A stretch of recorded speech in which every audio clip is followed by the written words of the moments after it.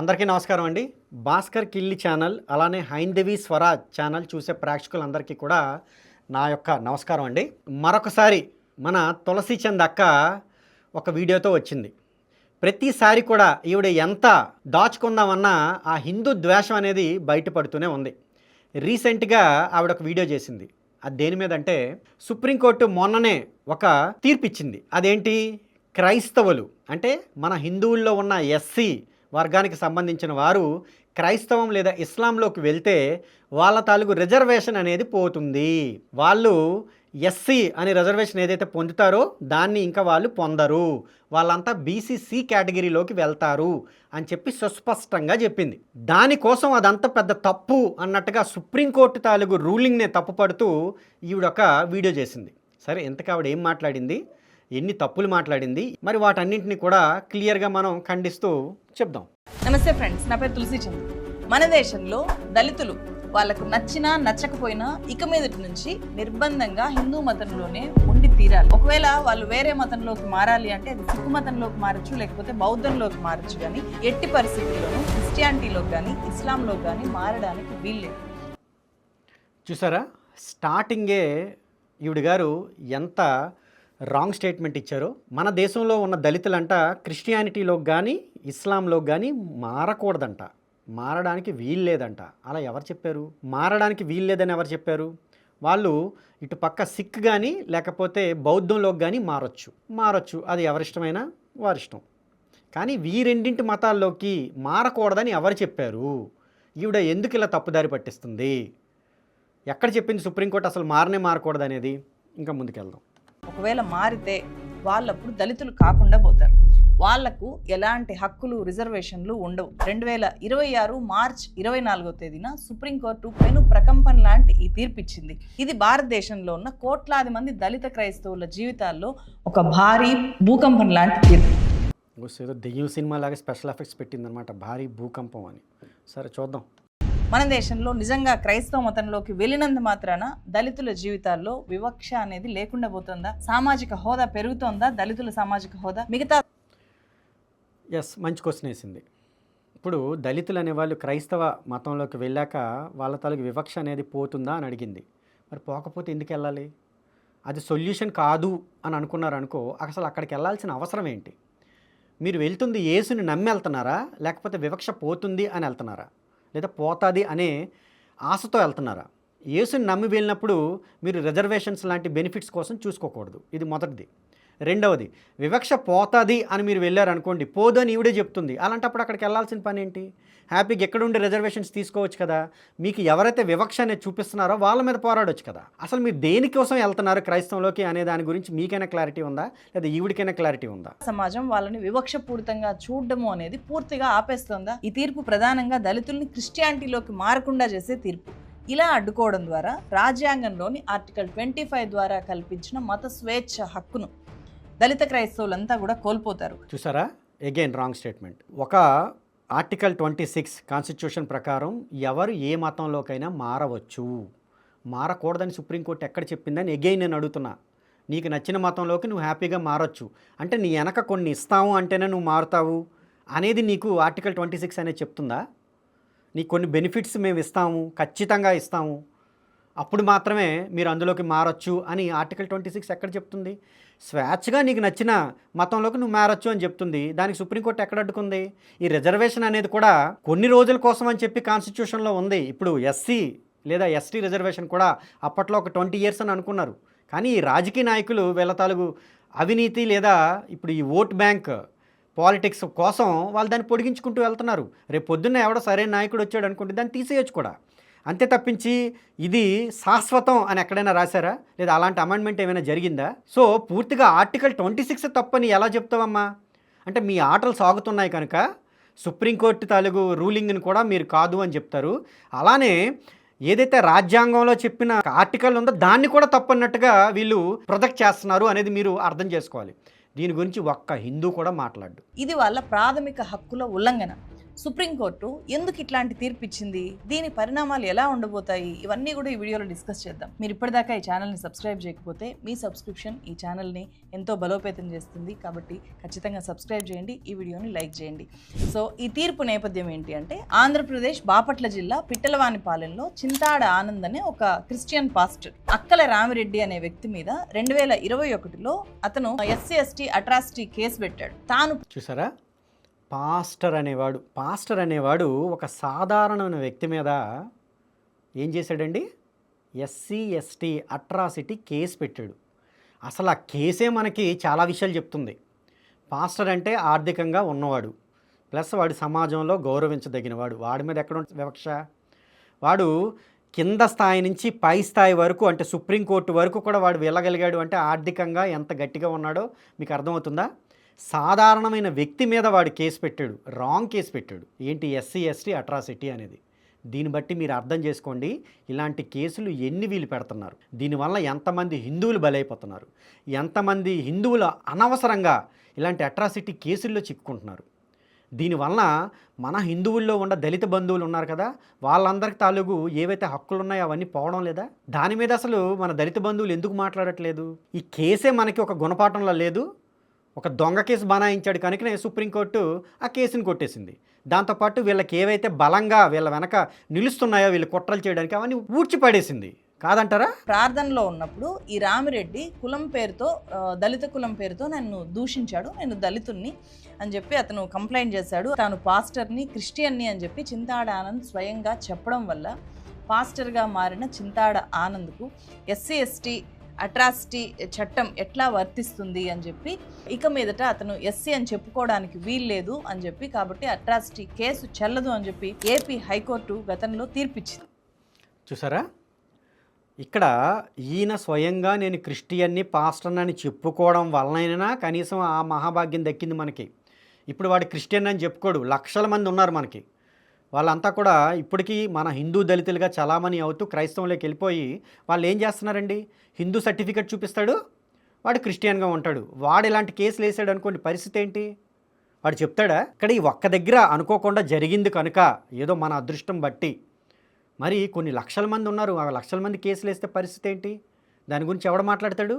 ఇప్పుడు సుప్రీంకోర్టు ఆ తీర్పును సమర్థిస్తూ దళితులు గనక క్రిస్టియానిటీలోకి మారితే, క్రైస్తవం తీసుకుంటే ఎస్సీ హోదా అనేది పోతుంది అని చెప్పి ఏపీ హైకోర్టు ఇచ్చిన తీర్పుని సమర్థించింది సుప్రీంకోర్టు. హిందూ మతము, బౌద్ధ మతం లేదా సిక్కు మతం కాకుండా ఇతర మతాన్ని అనుసరించే వ్యక్తి షెడ్యూల్డ్ కులం సభ్యుడిగా ఎలాంటి చట్టపరమైన లాభాలు, రక్షణలు, రిజర్వేషన్లు లేదా హక్కులు పొందలేడు అనేది సుప్రీంకోర్టు స్పష్టంగా ఇచ్చిన తీర్పు. యాజ్ ఇట్ ఈస్గా ఇది ఒక పాస్టర్ ఎస్సీ ఎస్టీ కేసు పెట్టిన నేపథ్యంలో ఇచ్చిన తీర్పు. మరి దీన్నే మతం మారిన దళితులందరికీ వర్తింప చేయొచ్చా? ఒక కేసుని మొత్తం దళిత సమాజానికి ఆపాదించి చూడొచ్చా? కులం పుట్టుకతో వస్తుంది, మతం మన విశ్వాసాలకు సంబంధించింది మాత్రమే. అలాంటి మతాన్ని పుట్టుక ద్వారా వచ్చే వివక్ష, ఆ వివక్ష వల్ల వర్తింపజేస్తున్న రిజర్వేషన్లతో ముడిపెట్టి చూడడం ఏంటి అనేది ఈ తీర్పు మీద ఆవేదన వ్యక్తం చేస్తున్న వాదన. మాలా మాదిగ క్రిస్టియన్లైనా వాళ్ళని మాలలుగానే మాదిగలుగానే పరిగణిస్తారు, అదే పదాలతో వాళ్ళని దూషిస్తారు. దూషిస్తే కేసు లేదు, ఎందుకు? క్రిస్టియన్ కాబట్టి. కారంచేడు చూడండి, చుండూరు చూడండి, మాకు ఆ సమాజం ఆ రోజు అంటరాని వాళ్ళుగా చూస్తున్నారు. బాబు ఈ క్రైస్తవంలోనే మాకేమైనా ఉపశమనం దొరుకుతుందా అని చెప్పి వాళ్ళు క్రైస్తవంలో చేరిండ్రు. మరి క్రైస్తవంలో పోయినంత మాత్రాన వాళ్ళు అంటరాని వాళ్ళుగా చూడడం బంద్ చేసింది ఆ సమాజం. ఘోరంగా వెంటాడి పశువుల కన్నా ఘోరంగా వెంటాడి. ఈ కారంచేడు విషయం గురించి చూస్తే, ఈ ఆర్ఎస్ ప్రవీణ్ కుమార్ చెప్పిందాక అసలు వాళ్ళు క్రిస్టియన్స్ అనే నాకు తెలియదు. వాళ్ళందరినీ కూడా నేను దళితులుగానే నేను అనుకుంటున్నాను, చాలామంది అనుకుంటున్నారు. బహుశా అంటే నాకు క్లారిటీ లేదు, బట్ అప్పట్లో కేసు నడిచింది కూడా వాళ్ళని దళితులుగా చూసే తప్ప క్రిస్టియన్స్ అని కాదు. బట్ అక్కడ ఒక హత్య జరిగింది, దాన్ని అందరూ కూడా ఖండించారు. అలానే దోషులకి కూడా వారి ఏదైతే తప్పు చేశారో దాని ప్రకారం శిక్ష కూడా పడింది. ఇక్కడ క్రిస్టియన్స్ అయినంత మాత్రాన అక్కడ జరిగింది అనడానికి లేదు. వాళ్ళకి ఏవో ఉన్నాయి, అక్కడ అది జరిగింది, దాన్ని అందరం కూడా ఖండిస్తున్నాం, దానికి శిక్ష పడింది. శిక్ష పడకుండా ఎవరిని వదిలేలేదు కదా. సో దాన్ని తీసుకొచ్చి వాళ్ళు క్రైస్తవంలోకి వెళ్తున్నారు కనుక వాళ్ళని ఏమైనా చూడలేదా అని అడిగితే మరి క్రైస్తవంలోకి ఎందుకు వెళ్ళారు? ఈ కేసుకి ఇక్కడున్న ఈ క్రిస్టియానిటీ దానికి సంబంధించి ఏంటి అసలు రిలవెన్స్ అనేది ఎలా ఈయన తీసుకొస్తున్నాడు? అంటరాని వాళ్ళగా చూడలేదా అని అడుగుతున్నావు. చూడకపోతే వాళ్ళు ఎందుకు వెళ్ళారు అనేది మరొక క్వశ్చన్. దీంట్లోనే ఉండాల్సింది కదా. ఇంకా ముందుకెళ్దాం. అట్లనే చుండూరులో కూడా చేశారు. అట్లా సో ఇప్పటికి కూడా చాలామంది వివక్షకు ఎదుర్కొంటూనే ఉన్నారు.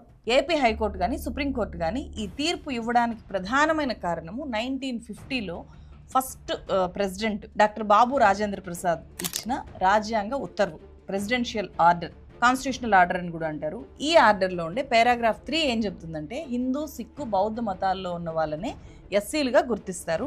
దీనివల్ల క్రైస్తవ, ఇస్లాం మతాల్లోకి మారిన వెంటనే దళితులు వాళ్ళ దళిత హోదాను అలాగే ఎస్సీ రిజర్వేషన్ను కోల్పోతారు. అంటే వివక్ష ఉంటుంది కానీ రిజర్వేషన్ ఉండదు, వివక్ష ఉంటుంది, దాడులు జరుగుతాయి కానీ దానికి రక్షణ ఉండదు, ఎస్సీ ఎస్టీ అట్రాసిటీ కేసు పెట్టడానికి వీల్లేదు. సో వివక్ష ఉంటుంది కానీ రక్షణ ఉండదు, వివక్ష ఉంటుంది కానీ రిజర్వేషన్స్ ఉండవు అని ఈవిడ గారు అలవోగ్గా చెప్పేస్తున్నారు. ఇంతకీ ఈవిడ సొంత అభిప్రాయం చెప్తున్నారా లేకపోతే ప్రెసిడెన్షియల్ ఆర్డర్లో ఉన్నది చెప్తున్నారా? ఎందుకంటే అది ఇంగ్లీష్లో ఉంది. ఈవిడ తాలూకు వీడియోలు చూసిన వాళ్ళు ఎవరికి కూడా ఐలు రావు.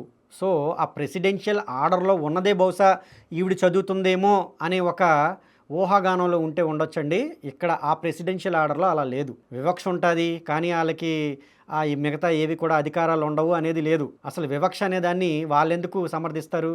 ఈవిడ అది మాట్లాడుతూ ఈవిడ తాలూకు ఏదైతే ఈ కమ్మీల లేదా ఈ హిందూ హేట్రెడ్ని ఈవిడ చాలా తెలివిగా చూపిస్తుంది అన్నమాట. ఇందులో ముందుకెళ్దాం. సో ఈ భయాల వల్ల మన దేశంలో చాలామంది క్రైస్తవాన్ని పాటిస్తున్నా కూడా, క్రైస్తవ మతంలోకి మానసికంగా వెళ్ళినా, వాళ్ళు క్రైస్తవ మతాన్ని అనుసరిస్తున్నా కూడా ఆన్ రికార్డ్ మాత్రం మేము హిందూ ఎస్సీలే అని చెప్పి కొనసాగుతూ ఉంటారు.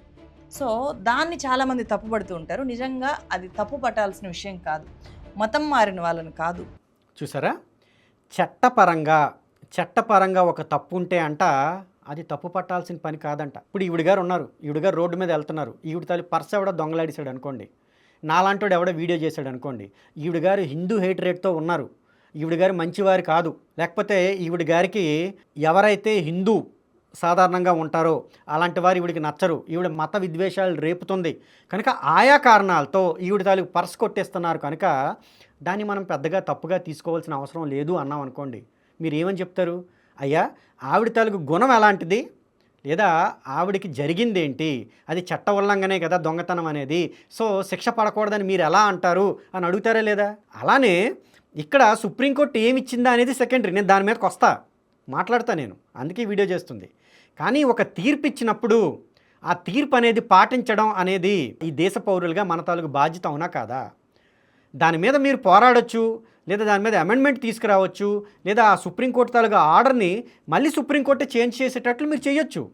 అంతేగాని అసలు ఏదైతేనంట వాళ్ళు దళితుల కింద ఉన్నవాళ్ళు క్రిస్టియన్స్లోకి వెళ్ళి బీసీసీ సర్టిఫికేట్ తీసుకోకుండా ఇంకా హిందూగానే చూపించుకోవడం తప్పు కాదని చెప్తుంది ఈవిడ గారు. ఒక్కసారి మీరు ఆలోచించండి, అది ఎంతవరకు కరెక్ట్? ఈవిడ ఏమి నేర్పుతుంది? చట్టాన్ని ఉల్లంఘించమని ఈవిడ ఎలా చెప్తుంది? ఈవిడ మీద చర్యలేవి? ఇలాంటివి నేనేమైనా 4 ఈవిడ మీద మాట్లాడితే వెంటనే ఏం చేస్తుంది? ఆ సజ్జనార్ గారి దగ్గరికో ఇంకెక్కడికో వెళ్ళిపోయి ఏం చెప్తుంది? స్త్రీల మీద ఇలా ఇన్ని రకాలుగా మాట్లాడుతున్నారు అని చూపిస్తుంది. మరి ఈవిడ చేస్తుంది ఏంటి? సుప్రీంకోర్టు ఆర్డర్ని మీరంతా కూడా విసిరికొట్టండి, అసలు మీరు చేస్తుంది తప్పే కాదని చెప్పి క్రైస్తవుల తాలూకు పక్షం తీసుకుంటుంది. తప్పో రైటో సెకండరీ, ముందైతే ఆ ఆర్డర్ని పాటించమని ఒక దేశ పౌరురాలుగా ఈవిడ తాలూకు బాధ్యత కాదా? ఏ విధంగా మత విద్వేషాలు రేపుతుందో మీకు అర్థమవుతుంది ఇక్కడ. అసలు సుప్రీంకోర్టు అలా ఎందుకు చెప్పాల్సి వచ్చింది? 1950లో కాంగ్రెస్ ఎందుకు అలాంటి ఒక ప్రెసిడెన్షియల్ ఆర్డర్ ఇవ్వాల్సి వచ్చింది అనేది కూడా నేను మీకు చెప్తాను. ముందుకెళ్దాం. కుల వివక్ష చూపిస్తూ మతం మారేలాగా చేస్తున్న వ్యవస్థను కదా తప్పుపట్టాల్సింది. ఇక్కడ విచిత్రం చూడండి, దళితులు క్రిస్టియానిటీలోకి మారితే ఎస్సీల గుర్తింపు ఉండదు, అదే ఓసీలు కానీ బీసీ కులాల వాళ్ళు కానీ క్రిస్టియానిటీలోకి మారితే వాళ్ళ రిజర్వేషను ఎక్కడికి పోదు. బీసీలకు 27% రిజర్వేషన్ ఉంది, అలాగే ఆర్థికంగా వెనుకబడ్డ ఓసీలకు ఈడబ్ల్యూఎస్ కోటా కింద 10% రిజర్వేషన్ ఉంది, అవి ఎక్కడికి పోవన్నమాట. కానీ దళితులు క్రిస్టియానిటీలోకి వెళ్తే మాత్రము ఎస్సీలకున్న 15% రిజర్వేషన్ని కోల్పోతారు వెంటనే. అప్పుడు వాళ్ళు బీసీసీ కింద బీసీసీ రిజర్వేషన్లోకి వెళ్ళిపోతారు. అప్పుడు వాళ్ళ రిజర్వేషన్ 15% నుంచి 1%కి పడిపోతుంది. ఇది నేను కూడా అబ్జెక్ట్ చేస్తానండి. ఈవిడ చెప్పిన పాయింట్ కరెక్ట్. ఏంటి అంటే ఇప్పుడు ఓసీ బీసీ వాళ్ళకున్న రిజర్వేషన్ ఉంటుంది, ఎస్సీ వాళ్ళకి పోతుంది క్రిస్టియానిటీలోకి వెళ్తే. అసలు ఓసీ బీసీ వాళ్ళకు కూడా ఎందుకు ఉండాలి రిజర్వేషను? మొత్తం ఓసీ బీసీ ఎస్సీ ఇంకా ఎస్టీ వాళ్ళకు కూడా అందరికీ కూడా 0 రిజర్వేషన్ అవ్వాలి. హిందుత్వంలోంచి బయటకు వెళ్తే వేరే మతం అంటే ఎస్పెషల్లీ క్రిస్టియానిటీ ముస్లిమ్స్ వాళ్ళలోకి వెళ్తే జీరో అవ్వాలి. ఎందుకు అవ్వాలి? ఇప్పుడు ఈ క్రిస్టియన్స్ ముస్లిమ్స్ ఏమంటారండి, మన దాంట్లో ఉన్న ఈ కులాల గురించి అంటే మీలో వివక్షత ఉంది అని చెప్పే కదా మన మీద దాడి చేస్తారు. దాడి చేసిన వాడికే కదా ఫలాలు దక్కాలి. అంతే తప్పించి నువ్వు వేరే మతం మారిన తర్వాత నీకెందుకు ఆ రిజర్వేషన్ ఫలాలు దక్కాలి? నువ్వేమో దాడి చేస్తావు, మళ్ళీ నువ్వు ఆ ఫలాలు అనుభవిస్తావా? ఇది ఎక్కడి న్యాయం అండి? దీని వెనక కారణం ఇంకేంటో కూడా నేను పూర్తిగా చెప్తాను. అగ్రకులాల్లో ఉండే పేదలకు కూడా ఈడబ్ల్యూఎస్ కింద 10% రిజర్వేషన్ ఇస్తున్నప్పుడు తరతరాలుగా వివక్షను ఎదుర్కొంటున్న దళితులు ఆత్మగౌరవం కోసం మతం మారితే మీరు దళితులు కాదు అని చెప్పి రిజర్వేషన్ లాగేయడం అనేది అన్యాయమా కాదా? ఈ రకంగా దళిత క్రైస్తవులు మత స్వేచ్ఛను కోల్పోతారు కాబట్టి, రిజర్వేషన్ని కోల్పోతారు కాబట్టి 1950 ప్రెసిడెన్షియల్ ఆర్డర్ని సవాల్ చేస్తూ దళిత క్రైస్తవులు కూడా ఎస్సీ హోదా ఇవ్వాలి అని డిమాండ్ చేస్తూ 2004లో national council of Dalit Christians organisation సుప్రీంకోర్టులో ఒక కేసు వేసింది. ఈ కేసు దశాబ్దాలు గడుస్తున్నా కూడా ఇప్పటికీ ఈ కేసు మీద తీర్పు అయితే రాలేదు. అయితే 2022లో క్షేత్రస్థాయిలో పరిస్థితి ఎలా ఉందో అధ్యయనం చేసి ఒక రిపోర్ట్ ఇవ్వండి అని చెప్పి 2022లో కేంద్ర ప్రభుత్వము కేజీ బాలకృష్ణన్ నేతృత్వంలో కమిషన్ వేసింది. ఈ కేజీ బాలకృష్ణన్ కమిషన్ రిపోర్ట్ ఇంకా రాలేదు కాబట్టి సుప్రీంకోర్టు తీర్పు కూడా అట్లా పెండింగ్లో పెట్టేసింది. ఇది ఒక కేసు అయితే ఇంకో కేసు కూడా ఉంది. ఇప్పటికే మన దేశంలో 12 రాష్ట్రాలు యాంటీ కన్వర్షన్ లాస్ చేశాయి, మత మార్పిడులకు వ్యతిరేకంగా చట్టాలు చేశాయి. ఒడిస్సా 1967లో ఫస్ట్ ఈ చట్టాన్ని చేసింది. ఆ తర్వాత మధ్యప్రదేశ్ అండ్ ఛత్తీస్గఢ్లో ఈ చట్టం ఉంది. రీసెంట్గా రాజస్థాన్ చేసింది. గుజరాత్లో 2003లో మోదీ ముఖ్యమంత్రి కాగానే యాంటీ కన్వర్షన్ లాన్ తీసుకొని వచ్చారు. ఆ తర్వాత ఉత్తరప్రదేశ్లో యోగి ఆదిత్యనాథ్ గవర్నమెంట్ చట్టం చేసింది. 2022లో హర్యానా చేసింది. 2022లోనే కర్ణాటక కూడా ఈ చట్టాన్ని చేసింది. అరుణాచల్ ప్రదేశ్లో కూడా ఈ చట్టం ఉంది. సో ఇలా మొత్తం ఇప్పుడు 12 రాష్ట్రాల్లో యాంటీ కన్వర్షన్ లాస్ అమల్లో ఉన్నాయి. అయితే రాష్ట్రాలు చేసిన ఈ యాంటీ కన్వర్షన్ లాస్ మీద కూడా సుప్రీంకోర్టులో చాలామంది సవాల్ చేశారు. అవి అన్యాయము అని చెప్పి, అవి మత స్వేచ్ఛను అడ్డుకుంటున్నాయి ఈ చట్టాలు అని చెప్పి సుప్రీంకోర్టులో సవాల్ చేస్తే దాని మీద కూడా సుప్రీంకోర్టు తీర్పు పెండింగ్లో పెట్టింది. చూసారా, యాంటీ కన్వర్షన్ లా అనేది అసలు ఎందుకు తీసుకురావాల్సిన అగత్యం ఏర్పడింది? ఏ హిందువు అయినా ఇస్లాం వాడి ఇంటికి కానీ క్రైస్తవుడి ఇంటికి కానీ వెళ్తున్నాడా? వాని మతం మారమని ప్రలోభ పెడుతున్నాడా? మరి ఎవడు ప్రలోభ పెడుతున్నాడు? ఈ క్రిస్టియన్సే కదా. వీళ్ళకి ఏం పని? వీళ్ళ చర్చిల్లో వీళ్ళు ప్రార్థనలు చేసుకోకుండా ఇంకొక హిందూ ఇంట్లో దూరాల్సిన అవసరం ఏంటి? వాడిని మతం మార్చాల్సిన అవసరం ఏంటి? వాడిని ప్రలోభ పెట్టాల్సిన అవసరం ఏంటి? ఇప్పుడు స్వచ్ఛందంగా ఎవడైనా మతం మారితే రాజ్యాంగం ప్రకారం వచ్చిన ప్రాబ్లం లేదు. కానీ వీళ్ళు ఏమంటారు? మీ తాలూకు దేవుళ్ళు రాళ్ళు రప్పలు, మీరు పాపాత్ములు, మీరు మా యేసు దగ్గరికి రావాల్సిందే అని చెప్పడం వల్ల కదా ప్రాబ్లం అవుతుంది. వాడి దగ్గరికి వెళ్తాడు, లేకపోతే ఏవో బియ్యం మూటలు ఇస్తాడు, లేదా డబ్బులు ఇస్తాడు. వీడికి ఫుల్గా ఫారినర్స్ దగ్గర నుంచి ఫండ్స్ అందుతాయి ఈ మతం మార్చడానికే. సో ఒక పెద్ద నెట్వర్కే దీని కింద పనిచేస్తుంది మతం మార్చడానికి. జాషువా ప్రాజెక్ట్ అనేది అందరికీ తెలుసు. అది ఎలా పనిచేస్తుందో మనం ఒకసారి ఇంటర్నెట్లో కొట్టి చూస్తే తెలుస్తుంది. ఏ స్టేట్కి ఏ విధంగా వాళ్ళు టార్గెట్ చేసి మతం మార్చడానికి ప్లాన్ చేస్తున్నారు అనేది. సో మరి ఇవన్నీ అడ్డుకోవడానికే కదా, ఇవన్నీ అన్యాయాలే కదా. మరి ఇవన్నీ అడ్డుకోవడానికే ఆ యాంటీ కన్వర్షన్ బిల్స్ అనేవి తీసుకొచ్చాయి. మీరు మత ప్రలోభాలు పెట్టినప్పుడు మీకు ప్రాబ్లం ఏంటి? అన్యాయం అంటున్నాయి అంటే వీడు ఇంకొకటి ఇంట్లో దూరిపోతాడు, వాడి దేవుళ్ళని తిడతాడు, వాడి ఇంట్లో ఉన్న ఈ ఫోటోలన్నీ లాగేస్తాడు, వాడికి ప్రలోభ పెడతాడు, వాడిని మతం మారుస్తాడు. అది మాత్రం న్యాయం. వాడిని అది అడ్డుకుంటే మాత్రం అది అన్యాయం. ఇదిగోండి చెప్తున్నారు మా అక్కగారు, స్వయంగా తులసి చంద్ అక్కగారు. దీన్ని ఏ విధంగా చూడాలి అంటే, క్రిస్టియన్స్ ఏం చేసినా మనం మూసుకు కూర్చొని ఉండాలన్నమాట. వాళ్ళు ఏం మాట్లాడినా కూడా, ఏ పనులు చేసినా కూడా అవన్నీ కూడా మనం చూసుకొని ఉండాలి. ఇలాంటి వాళ్ళు వాటిని రెచ్చగొడుతూ ఉంటారు. 2 ప్రధానమైన కేసుల మీద సుప్రీంకోర్టులో తీర్పులు పెండింగ్లో ఉండగానే 1950లో చేసిన ప్రెసిడెన్షియల్ ఆర్డర్ని బలపరుస్తూ ఎస్సీ ఎస్టీ అట్రాసిటీ చట్టాన్ని దళిత క్రైస్తవులకి వర్తింప చేయకుండా క్రిస్టియానిటీలోకి మారితే ఎస్సీ హోదా రద్దవుతుంది అని చెప్పి స్పష్టంగా చెప్తూ వచ్చిన ఈ తీర్పు అనేది ఆ కేసులు, ప్రధానమైన కేసుల మీద కూడా ఈ తీర్పు ప్రభావం ఖచ్చితంగా ఉంటుంది అనే ఆందోళన దళిత క్రైస్తవుల్లో చాలా ఎక్కువగా ఉంది. అసలు ఏంటి ప్రాబ్లం? ఎలా 1950లో ఆ ప్రెసిడెన్షియల్ ఆర్డర్ వచ్చింది అనే దానికి ఒక కథ ఉంది. అదేమిటంటే, బ్రిటిషర్స్ టైంలోనే మన భారతదేశం నుంచి వాళ్ళు వెళ్ళిపోతారు అన్నప్పుడు ఈ కాన్స్టిట్యూషన్ తయారు చేయడం, అంటే రాజ్యాంగం తయారు చేయడం గురించి, రిజర్వేషన్స్ ఎవరెవరికి ఇవ్వాలి అనే దాని గురించి చర్చ నడుస్తూ వస్తుంది. ఆ టైంలో బ్రిటిషర్స్ స్వయంగా ఏమన్నారు అంటే, ఈ కులాలు అనేవి కేవలం ఈ హిందూ మతంలో మాత్రమే ఉన్నాయి, మాకు ఇటువంటివి లేవు, కనుక కులాలే లేనప్పుడు రిజర్వేషన్స్ ఎక్కడి నుంచి వస్తాయి అని చెప్పి మాకు ఇవి అవసరం లేదు అని బ్రిటిష్ వాళ్ళు చాలాసార్లు స్వయంగా అన్నారు. వాటి మీద వాళ్ళు డిక్లరేషన్ కూడా ఇచ్చారు. ఒక్కసారి ఈ పెద్ద ఆయన ప్రూఫ్లతో సహా చెప్పిన ఈ వీడియో ఒకసారి చూడండి. నమస్తే. మొన్న సుప్రీంకోర్టు ఎస్సీ రిజర్వేషన్లకు సంబంధించి తీర్పు ఇచ్చిన తర్వాత దాన్ని వేరేగా మాట్లాడుతున్నారు. ఇప్పుడు కొత్తగా ఏం మాట్లాడుతున్నారు? దాంట్లో ప్రెసిడెన్షియల్ ఆర్డర్ 1950 అనేది ఉందని అంటే ఒప్పుకున్నారన్నమాట. అది ఒక సంతోషకరమైన విషయం. ఆ 50ని ప్రెసిడెంట్ చూపించాడండి. ఇక్కడ ఎవరు ప్రభుత్వంలో ఎవరు తను వ్యక్తిగతంగా చూపించారండి. దానికి ఒక కమిటీ ఉంటుంది, అవన్నీ వేసి రాజ్యాంగబద్ధంగా దాన్ని ఏర్పాటు చేస్తారు. విషయం అది. ఇక్కడ ఇంకా మూల విషయానికి వస్తే అసలు ఈ ఏదైతే దళిత క్రైస్తవులు అనబడేటువంటి క్రైస్తవులకి రిజర్వేషన్లు అవసరం లేదని బ్రిటిష్ క్రైస్తవులే చెప్పారు. ఇది నేను చెప్పడం లేదు.